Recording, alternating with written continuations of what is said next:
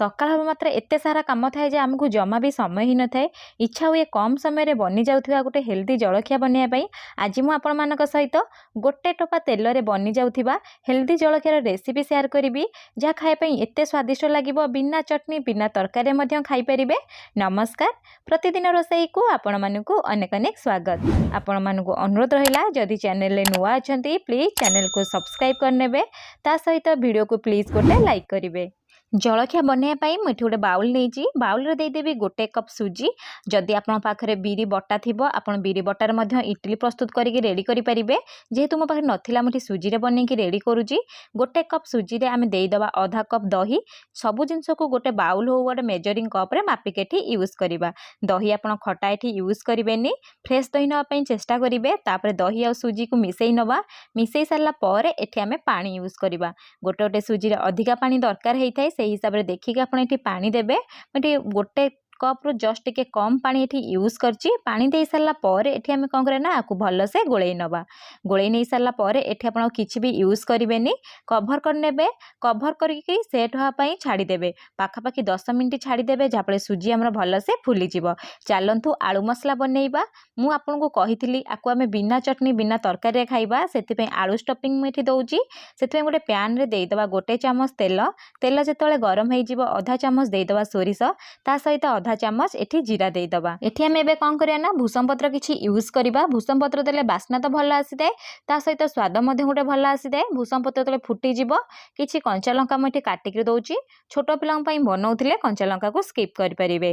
तापर एठी आम कौन करिया ना गोटे मिनिट भाजी नवा। भाजी नहीं सारला परे आलू स्टफिंग रो कलर भल आसिया पई मु एठी दे दउची गोटे पिंच हळदी गुंड। बेसी देबेनी, गोटे पिंच ही देबे। देई सारला परे आको मिसेई नेबे। एबे मु कौन करिबि ना दुईटी आलू को भल भाबरे सिझेई नेइथिली। तापर एठी आम कौन करिया चोपा छड़ेकी हाथ रे चकड़ीकी एठी देई दबा। देई सारला परे गोटे मिनिट मिसेई नबा। मिसेई सारला परे एठी आम कौन करिया ना किछि बेसिक सुखिला मसला यूज करबा। नॉर्मली आम घरे जो मसला थाए आपण यूज करि परिबे। आधा चामच मिठी लंका गुंड देई देबी, ता सहित आधा चामच जस्ट ए कम एठी गरम मसला दउची। गरम मसला देबे, देखिए टेस्ट भल आसीबो। जदि आपनको एठी पसंद आपण एठी धनिया गुंड जीरा गुंड मध्य यूज करि परिबे। एठी गरम मसला लंका गुंड देई सारला परे गोटे मिनिट मिसेई नेइची। आ स्टफिंग रो कलर चेंज हो गलानी। एबे चटपटा स्वाद आसिया पई मुझे मैगी मसला एठी यूज करूची। आपण चाहिले आ जगह चाट मसला नले आमचूर पाउडर मध्य यूज करि परिबे। आ अल्प किछि धनिया पत्र को काटिकी देई दबा। मैगी मसला धनिया पत्र देई सारला परे एठी पाखापाखि गोटे मिनिट भल से मिसेई नबा। देखि पारुथिबे हमर आलू स्टफिंग पूरा बनी की रेडी सरलानी। आको ठंडा हा पई बाहर छाड़ी नबा। चलंतु नेक्स्ट प्रिपरेशन करबा। आमे ए रेसिपी को इडली छांच रे बनैबा। मु सेति पई कोन करची ना इडली छांच को भल से एमती तेल टिके मारी ग्रेस कर नेबे। जहाँ फल आम इडली उठेबा ना सहजरे उठीजीव, किछि भी भांगीबनी। एटी ग्रेस करने गोटे साइड रे रखी नबा। एबे हमर आलू मसला ठंडा ही सारलानी। मु भूल रे लुण दबा पई भूली जाइथिली, सेतै एटी आधा चामच लुण देई दउची। लुण देई सारला परे आको मिसेई नेबी। आपण किंतु जेतले मसला बनैबे सेई टाइम रे ही लुण एटी यूज करिवे। मु एटी आलू मसला को भल से लुण सहित मिसेई सारलानी। एबे आमे कोन करे ना छोट छोट बनै नबा। आपणक इडली छांच हिसाब रे आपण एटी बनैबे। जेहेतु मो छांच बहुत छोट, से मु टिके टिके बनै नउची। बनै नै सारला परे एठी आपण कोन करे ना आलू रो टिक्की जेंति बनाए सेमति गोल करि नेबे। गोल करिकि एमति पापुले रखी चेप्टा करि नेबे। एई परी सब को बनै के गोटे साइड रे रखि नेबे। एबे हमें सुजी को चेक करि नबा। पाखापाखि 15 मिनिट एठी हेई गलानी। 15 मिनिट परे मु सुजी को देखौची, देखि पारुथिबे सुजी पूरा साइज रे डबल हे जाईची। एबे कोन करिबा ना स्वाद अनुसार अल्प टिके लुण देई दबा।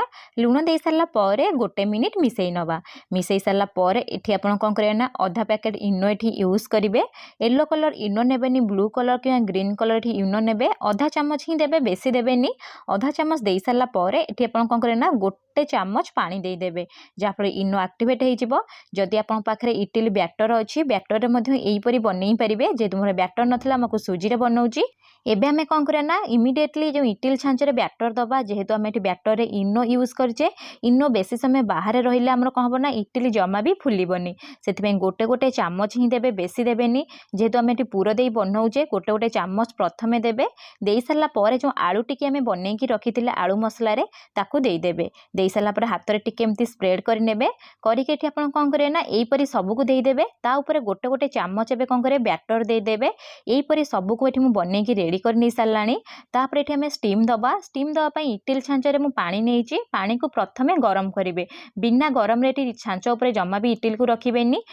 प्रथमे 2 रु 3 मिनिट गरम करने गरम कर सारा पर फ्लेम को मीडियम रखिए मीडियम फ्लेम रे सबको देदेवे दे सारा पर ये आप कौन करें ना कभर करने कभर करके पाखापाखि 10 रु 15 मिनिट मीडियम फ्लेम रे छाड़ीदेवे 10 रु 15 मिनिट भितर ही आमर रेडी हो मुझे देखिपे मुझे 10 रु 15 मिनिट छाड़ी देती 10 रु 15 मिनिट पर मुझे कभर काढ़ी देखा इटिल साइज देखो पूरा डबल हो जाइए एमती हाथ में एमती छुईबे जदि पानी उपर जमा भी लगुन कि भी हाथ में लगुन जाने इटिल पूरा परफेक्ट रेडी हो सारा तापर पाखापाखि 10 रु 15 मिनिट ठंडा छाड़ी देती 10 रु 15 मिनिट पर मुझे आपन को काढ़ी देखा देखिपे केते इजिली बाहर जाऊँगी तले जमा भी लगिनी आउ केते जालीदार बनी आउ केते स्पंजी बनी मो हाथ में एमती देखई दूची देखिपे आउ खाइबा स्वादिष्ट लगी है बिना चटनी बिना तरकारी को खाईपारे ओषा व्रतर बनईकि खाईपारे जेहेतु बिना पियाज रसुण बनी थरे निश्चय ट्राए करूँ जदि चैनल नुआ अच्छा सब्सक्राइब करने ता सहित लाइक